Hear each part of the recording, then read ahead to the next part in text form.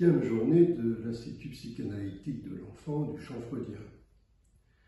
Une journée de l'Institut de l'enfant, c'est toujours une performance, à la fois dans sa préparation et dans sa réalisation. De fait, sont recueillis pour cette présentation d'un thème, Rêves et fantasmes chez l'enfant cette année, sont réunis donc un certain nombre de cas cliniques présentés par des collègues de tous âges, de toutes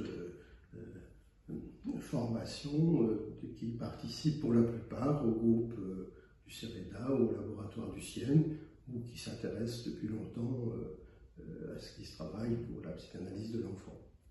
Ces situations cliniques, ces cas cliniques sont réunis, lus par l'équipe d'organisation, qui se constitue à ce moment-là en comité scientifique, comme on dit, et c'est très important parce que nous voyons à ce moment-là sur quoi l'accent a porté, comment a été reçue cette thématique. Par exemple, en ce qui me concerne, les premiers textes que j'ai lus, c'est une vingtaine de textes, m'ont extrêmement frappé dans la mesure où j'ai vu apparaître dans pratiquement tous les cas la figure du monstre, le signifiant du monstre. Pas forcément le monstre avec sa représentation imaginaire que l'on peut voir dans les films, non. C'est des enfants qui parlaient du monstre ou des monstres comme le point d'arrêt où se constituait une subjectivité, dans des structures psychiques d'ailleurs très différentes les unes des autres. Eh bien, ce point-là m'est apparu comme quelque chose de particulier à notre époque, au moment présent, que ce soit ce signifiant monstre qui apparaisse. Nous n'allons pas forcément en parler lors de la journée, c'est pour ça que je l'évoque ici.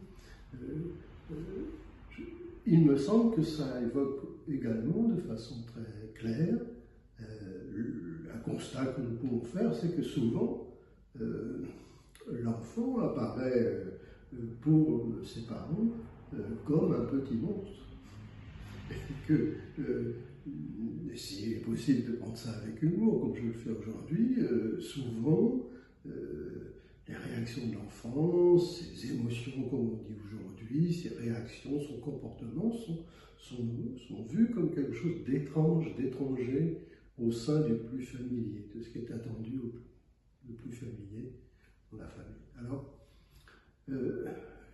ça c'est un aspect, c'est pas l'aspect le plus important qui sera évoqué, puisque l'aspect qui sera évoqué lors de la journée, c'est ce qui se passe pour l'enfant, comment se constitue pour lui la dimension du fantasme. Ça, c'est nouveau. C'est à la fois ancien, c'est à la fois l'orée de la psychanalyse.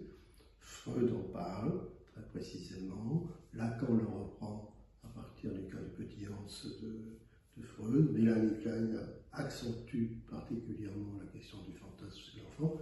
Qu'est-ce que c'est le fantasme chez l'enfant? C'est le moment où se trouvent réunis dans une fiction des signifiants primordiaux, des signifiants de la langue de l'enfant, c'est-à-dire des mots, des phrases qui comptent, qui marquent le sujet, comment ces signifiants-là se nouent avec une dimension de jouissance. Dimension de jouissance, donc, que Lacan a condensée par la figure de l'objet petit a. Bon. Eh bien, cet élément, ce nouage de la dimension signifiante et de la dimension objectale de la vie psychique, c'est ça le fantasme depuis toujours, depuis Freud. Eh bien, chez l'enfant, on le voit se construire en même temps que se construit la réalité. Ça, c'est quelque chose de formidable. C'est ce qu'on trouve d'ailleurs au début du séminaire de Lacan, la logique du fantasme. Alors, je vous dis au 22 mars, pour que nous puissions nous enseigner encore un petit peu plus sur cette question-là.